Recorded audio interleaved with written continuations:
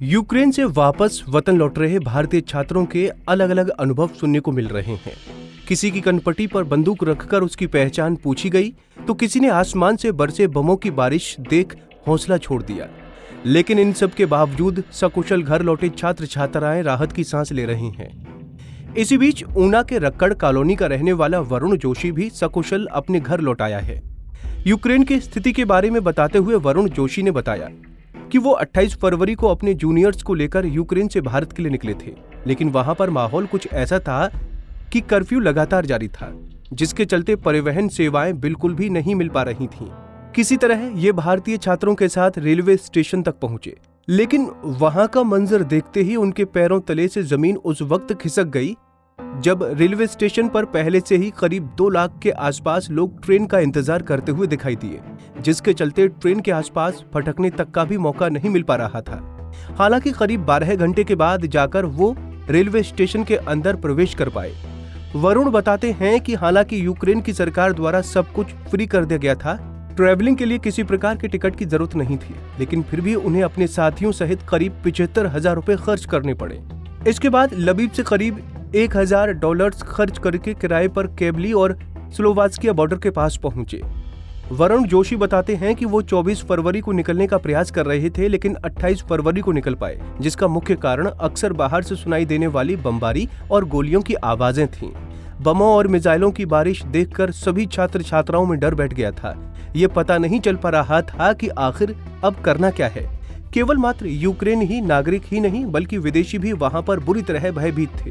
रूस के हमलों से जूझ रहे यूक्रेन की तारीफ करना भारतीय छात्र छात्राएं बिल्कुल भी नहीं भूलते हैं, जिनके लिए यूक्रेनी सरकार ने जगह जगह उनके लिए हर चीज का प्रबंध किया था। वहीं वरुण ने बताया कि वो स्लोवाकिया बॉर्डर पार करने के बाद ही उन्हें और साथियों को भारत सरकार की मदद मिल पाई। देखिए, जब मैं यूक्रेन से निकला, मैं 28 को और फेब को वहाँ से मैंने निकलने का सोचा और मैं अपने कुछ जूनियर्स को लेके वहाँ से निकला। मैंने अपनी जर्नी स्टार्ट की वहाँ से। माहौल वहाँ पे ये था कि सारी जगह कर्फ्यू लगा हुआ था, ट्रांसपोर्ट बिल्कुल भी अवेलेबल नहीं थी, और जो वहाँ के ग्रॉसरी स्टोर्स थे, दुकानें थी, वहाँ पे 100-100 मीटर 200-200 मीटर लंबी लाइनें लगी हुई थी। तो आपको कुछ भी वहाँ पे ट्रांसपोर्ट अवेलेबल नहीं था।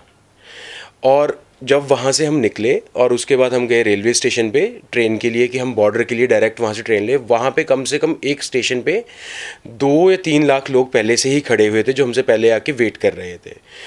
तो जिसकी वजह से हमें वहाँ पे बिल्कुल भी स्पेस नहीं मिला और हमें कम से कम 12-13 घंटे बाद ही मौका मिला कि हम किसी ट्रेन में के पास जा सके, उस पर चढ़ सकें। वैसे तो यूक्रेन की गवर्नमेंट ने सब कुछ फ्री कर दिया था, वहाँ पे विदाउट टिकट आप ट्रैवल कर सकते हो, बट फिर भी हम लोगों ने $1,000 पे करके, $1,000 पे करके, जो कि 75,000 INR होता है, वो पे करके सिर्फ बैठने लायक सीट्स वहाँ पे अपने लिए ली।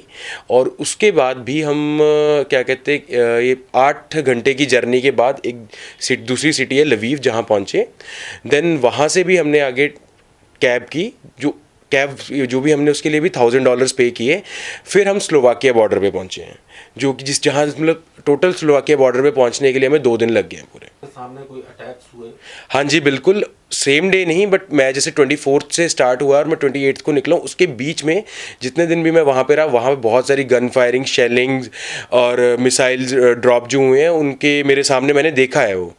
तो क्या एक दिल में डर था? कोई डर तो देखो था ही, सभी के दिल में था, और पता नहीं था कि क्या करना है। सबसे बड़ी चीज़ कन्फ्यूजन बहुत थी, पैनिक का पूरी सिटी में, चाहे यूक्रेनियन हो, फॉरेनर्स हो, सभी लोग डरे हुए थे वहाँ पे। बस ये था कि जल्दी यहाँ से निकलना है और घर सेफली पहुँचना है, और ये सभी के लिए, सिर्फ हमारा हो नहीं, सभी लोगों को वहाँ से था, चाहे वो लोकल्स हों वहाँ के, चाहे फॉरेनर्स हों। हाँ जी, यूक्रेनियन गवर्नमेंट ने हमारी बहुत मदद की। हमें हर जगह उन्होंने खाना, कॉफ़ी, मेडिकल किट्स और ये सब चीज़ें जो रिक्वायर्ड चीज़ें थी उस टाइम, वो प्रोवाइड करवाई पूरी टाइम पे।